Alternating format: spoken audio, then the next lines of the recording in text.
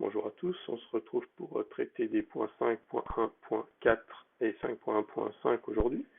Donc, infinité des nombres premiers, alors ça c'est une des propriétés assez essentielles concernant les nombres premiers, c'est qu'il va exister une infinité de nombres premiers. Il y a plusieurs façons de prouver ça. Nous on va en voir une ici, qui est la façon peut-être la plus classique en terminale en tout cas, pour démontrer l'infinité de l'ensemble des nombres premiers. Alors, comment est-ce qu'on va démontrer ça? L'idée, c'est de faire un raisonnement par l'absurde. Alors, l'idée, c'est pas la seule idée, parce que le raisonnement par l'absurde, il vient pas aussi simplement que ça.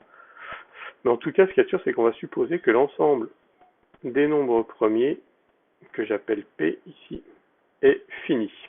Si c'est fini, je peux énumérer chacun des nombres premiers. Pardon. Je considère donc que l'ensemble des nombres premiers est un ensemble fini constitué des entiers P1, P2 jusqu'à Pn.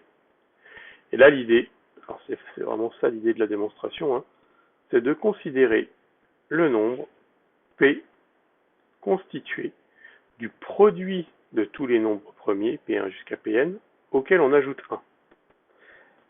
D'accord? P, dans ce cas-là, c'est un entier naturel supérieur ou égal à 2. Donc, d'après la propriété qu'on a vue, on sait qu'il va posséder un diviseur premier. Donc, ça veut dire qu'il existe, parmi tous les nombres premiers, un nombre premier qui divise P. Et comme mes nombres premiers, j'ai supposé qu'ils étaient finis et qu'il s'appelait P1 jusqu'à Pn, ça veut dire qu'il va exister un certain i tel que Pi divise P. Et si Pi divise P, Pi divise le produit de tous les Pk, et donc par combinaison linéaire, je dis une bêtise, Pi divise P, okay, Pi divise P qui est le produit de tous les Pk plus 1. Pi divise P, et de plus, étant donné que Pi il se retrouve quelque part dans le produit de tous les Pk, Pi divise le produit de tous les Pk. Donc Pi va diviser à la fois P et le produit de tous les Pk. Donc par combinaison linéaire, Pi va diviser P moins le produit de tous les Pk. Mais P moins le produit de tous les Pk, c'est 1. Donc ça veut dire que Pi divise 1. Et ça c'est absurde, parce que aucun nombre premier ne divise 1. Donc on a une absurdité. Quand on a supposé que l'ensemble des nombres premiers était fini, il y a quelque chose qui n'allait pas. Ça veut dire que l'ensemble des nombres premiers est infini. Hop. Et on termine avec 5.1.5. On va reparler de Gauss. Donc théorème de Gauss et nombre premier. Un nombre premier divise un produit de facteurs si et seulement si il divise l'un de ses facteurs. D'accord? Ce qu'on peut traduire mathématiquement, en écrivant mathématiquement, c'est que si on prend P un nombre premier, P divise AB si et seulement si P divise A ou P divise B. Ce qui n'est pas forcément le cas si P n'est pas un nombre premier. Comment est-ce qu'on démontre ça? Si on prend un nombre premier, alors je n'ai pas fait ce sens-là, parce que évidemment que si P divise A ou P divise B, P divise le produit AB. Donc je m'intéresse uniquement dans la démonstration à l'implication. On prend donc un nombre premier qui divise AB, et si P divise AB, P étant premier, donc le PGCD de PA ne peut être que 1 ou P. D'accord? Si le PGCD de PA c'est P, dans ce cas-là, P divise A, donc c'est réglé. Si le PGCD de PA c'est 1, ça veut dire que PA sont premiers entre eux.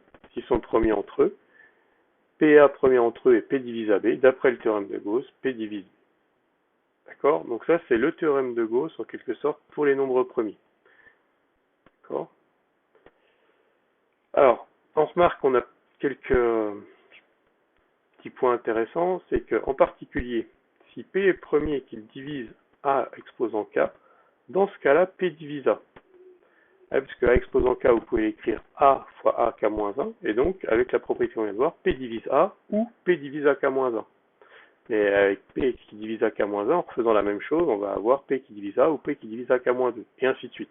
Donc à un moment donné, P va diviser A. Donc, si P premier divise AK, P divise A. Et donc, en utilisant une propriété classique, PK divise AK. Si vous avez un nombre premier qui divise un produit de facteurs premiers, P c'est l'un de ces facteurs. D'accord.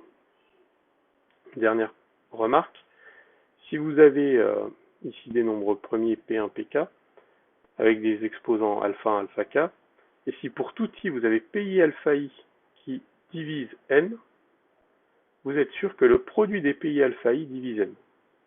Ça, si vous avez à l'utiliser, on vous le précisera un petit peu. Mais c'est basé, en fait, finalement, ça vient un petit peu de ça, c'est que si vous avez P premier qui divise n et Q premier qui divise n, alors vous avez le produit PQ qui divise n. Et ça, en général, c'est pas vrai. C'est vrai parce que les nombres P et Q sont premiers. P et Q étant premiers, ils sont premiers entre eux. Et donc, étant donné qu'ils sont premiers entre eux, leur produit va diviser n si PQ divise n. Voilà pour terminer.